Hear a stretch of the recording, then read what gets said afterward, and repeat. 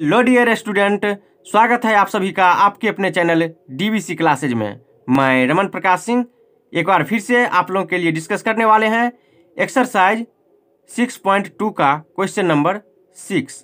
तो चलिए देखते हैं क्वेश्चन नंबर 6 क्या है। ये क्वेश्चन नंबर 6 रहा। आकृति 6.21 में क्रमशः ओ पी ओ क्यू और ओ आर ओ आर पर स्थित बिंदु ए बी सी इस प्रकार है कि A B parallel P Q, A B parallel P Q, A C parallel P R, A C parallel P R. तो दर्शाइए कि बी सी पैरेलल होगा क्यू आर के, तो बी सी पैरेलल होगा क्यू आर के। ये मुझे प्रूफ करना है।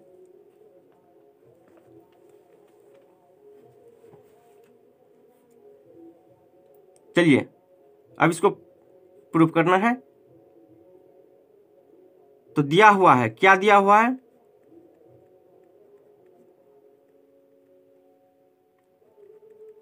A B parallel P Q और A C parallel P R, ये मुझे दिया हुआ है। तो मुझे सिद्ध करना है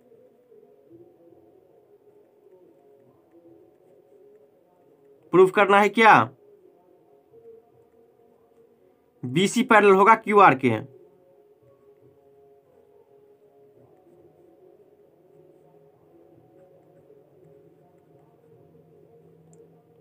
चलिए ये मुझे प्रूफ करना है। प्रमाण सबसे पहला लेते हैं, ए बी पैरेलल है पी क्यू। चलिए ये हम लिए हैं। तो ए बी पैरेलल है पी क्यू के। तो कहीं ना कहीं ये वाला डायग्राम आ रहा है, तो यहां हम ये डायग्राम बना दिए हैं। ये पी ओ क्यू, ये ए और ये बी। चलिए ये डायग्राम आ रहा है, यहां हम बना दिए हैं। ए बी पैरेलल है पी क्यू के, ए बी पैरेलल है पी क्यू के। तो इसमें क्या हो जाएगा, जैसे ही पैरेलल रहता है। चलिए यहां लिख दिया है ए बी पैरेलल है पी क्यू के। थेल्स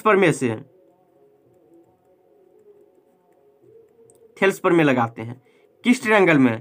पी ओ क्यू में, ट्रायंगल पी ओ क्यू में। तो ये दोनों लाइन पैरेलल होगा, तो ये रेशियो इसका क्या होगा, इक्वल होगा।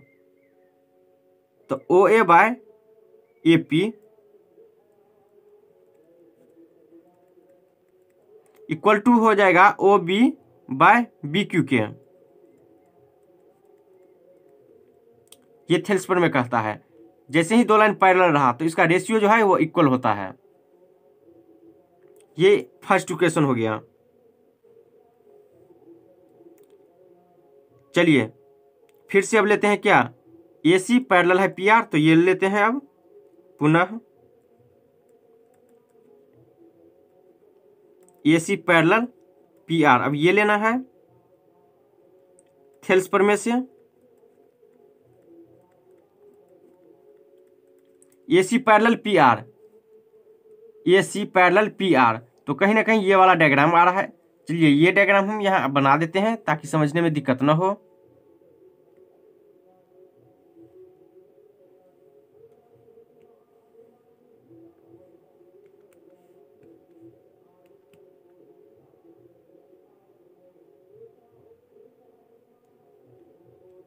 देख लीजिए ये वाला डायग्राम है, ए सी पी आर के पैरेलल, ए सी पी आर के पैरेलल। तो ये डायग्राम हम बना दिए हैं ताकि समझने में दिक्कत ना हो।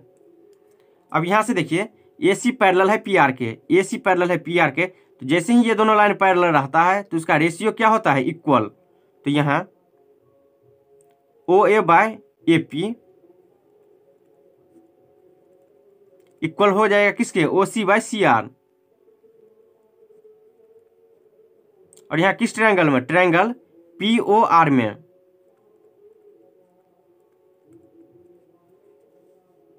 तो ये मेरा सेकेंड इक्वेशन हो गया। अब देखिए O A by A P, O A by A P दोनों इक्वेशन में क्या है, सेम है। तो यहाँ लिख देते हैं समीकरण यानी इक्वेशन फर्स्ट और इक्वेशन सेकंड में क्या है, एल एच एस इक्वल है। तो L H S equal L H S है, इसीलिए R H S equal to R H S होगा। तो यहाँ O B by B Q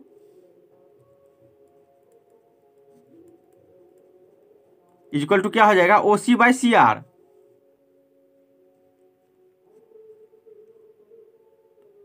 तो ये हो गया दोनों इक्वेशन से। अब देखिए O B by B Q,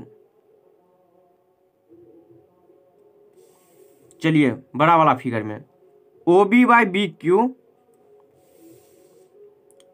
equal है किसके, ओ C by C are.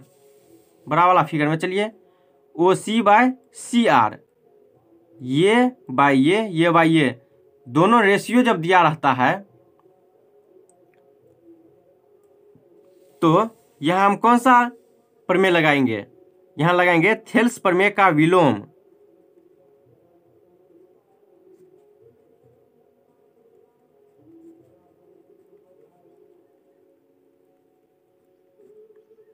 Thales प्रमेय का विलोम से, थेल्स प्रमेय का विलोम क्यों, क्योंकि देखिए ये कह रहा है O B by B Q is equal to O C by C are.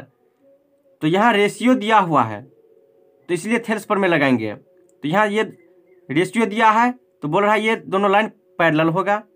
और थेल्स प्रमेय क्या कहता है कि जब हम एक लाइन खींच देते हैं तो रेशियो जो है इक्वल हो जाता है। तो इसलिए यहाँ थेल्स प्रमेय का विलोम से रेशियो दिया है तो कह रहा है लाइन पैरेलल होगा या नहीं, तो यही होता है थेल्स प्रमेय का विलोम। तो यहाँ से क्या हो जाएगा, बी सी पैरेलल हो जाएगा क्यू आर के थेल्स प्रमेय के विलोम से, और यही मुझे प्रूफ करना था। चलिए देख लीजिए एक बार ऊपर से।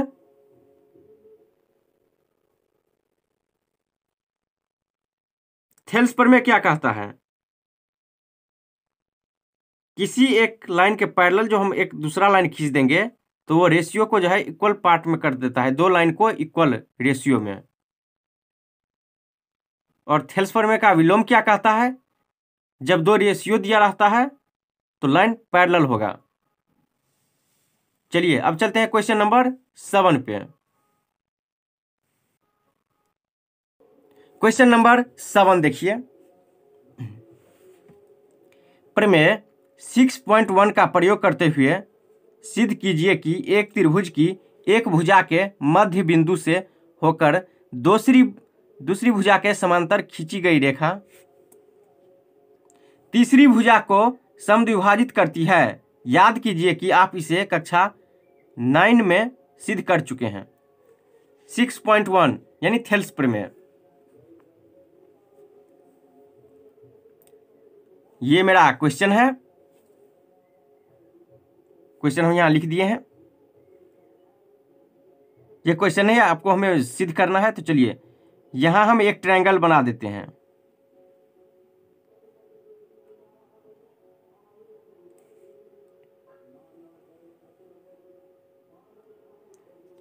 ये मेरा ट्रायंगल है ए बी सी सी। अब कह क्या रहे हैं, देखिए प्रमेय 6.1 का प्रयोग करते हुए सिद्ध कीजिए कि एक त्रिभुज की एक भुजा के मध्य, कोई भी एक भुजा ले लीजिए उसके मध्य, तो हम यहाँ ए बी के मध्य मिडिल में एक पॉइंट बना लिए हैं, मध्य बिंदु से होकर दूसरी भुजा के समांतर खींची गई रेखा दूसरी भुजा के समांतर, ये जो मेरा दूसरी भुजा है इसके समांतर हो गया रेखा तीसरी भुजा को समद्विभाजित करती है। ये जो रेखा है AC उसको समद्विभाजित करती है। तो चलिए इसको हम पॉइंट का नाम दे देते हैं, इस पॉइंट का नाम D और इसको हम E कह देते हैं। चलिए यहां मान लेते हैं, माना कि एक त्रिभुज ए बी सी दिया हुआ है,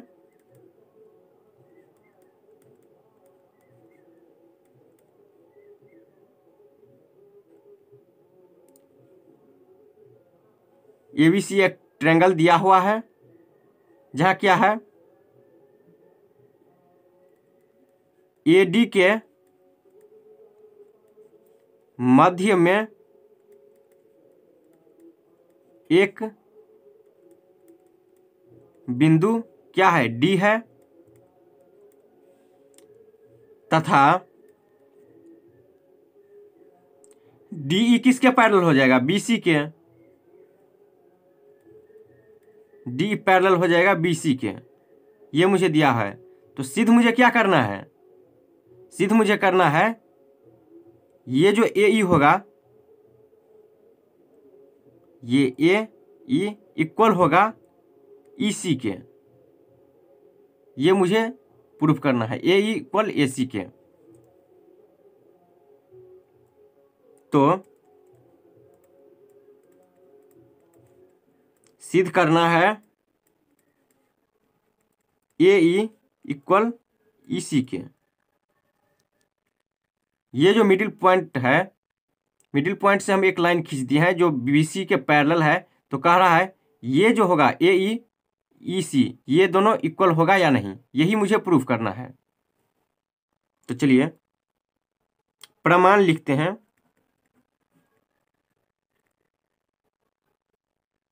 प्रमाण क्या मुझे दिख रहा है, मुझे दिख रहा है डी जो है ए बी का मध्य बिंदु है,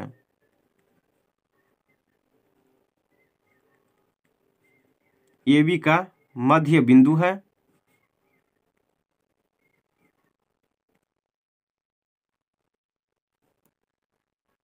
तो मध्य बिंदु होगा तो क्या है, इस दोनों का ये आधा हो जाएगा, तो यहाँ ए डी डी बी के इक्वल हो जाएगा। तो इसको अभी रहने देते हैं। चलिए लगा देते हैं थेल्स पर में, चूंकि चलिए चूंकि थेल्स पर में से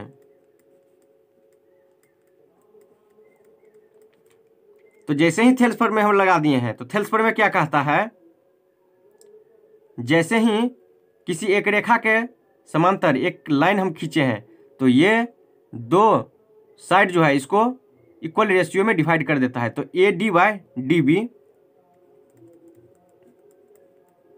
इक्वल हो जाएगा किसके, ए ई बाय ई सी के।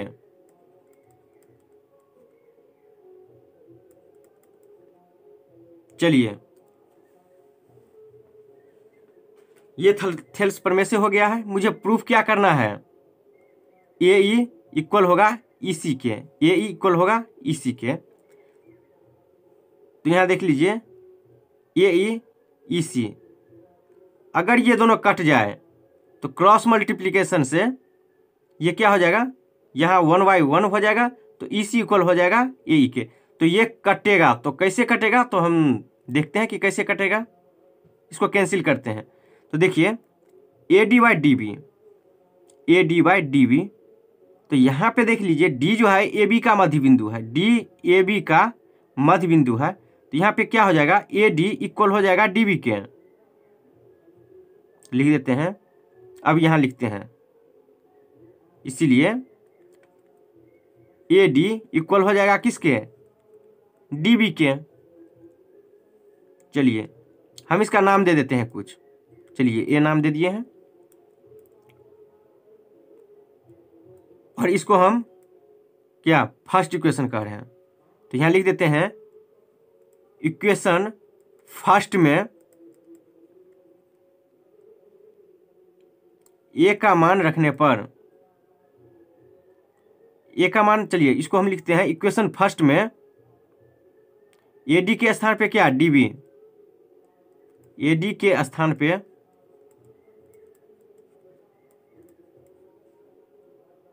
डी बी रखने पर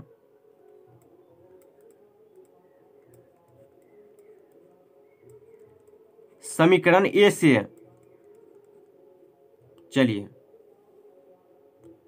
अब यहाँ क्या होगा, ए डी के स्थान पे क्या हो जाएगा, डी बी। चलिए D B by D B equal to A E by E C, D V cancel हो गया, क्रॉस मल्टीप्लीकेशन कर दीजिए तो ई सी यहाँ डिवाइड में है, इक्वल टू के उस साइड मल्टीप्लाई में हो जाएगा, तो ई सी इक्वल टू क्या हो जाएगा ए ई के।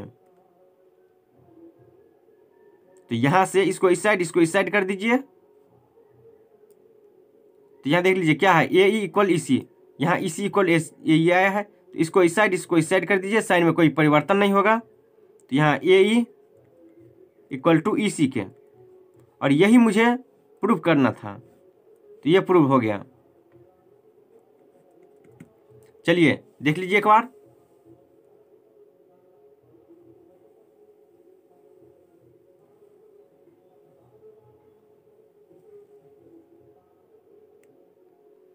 तो इस वीडियो में इतना ही। दोस्तों कैसा लगा आज का क्लास? अच्छा लगा होगा तो लाइक शेयर कमेंट और सब्सक्राइब जरूर कीजिए। अगर आप नए स्टूडेंट हैं तो सब्सक्राइब जरूर कीजिए, ताकि हम जो वीडियो अपलोड करेंगे उसका नोटिफिकेशन आप तक पहुंच जाए। धन्यवाद। मिलते हैं अगले वीडियो में अगले क्वेश्चन के साथ।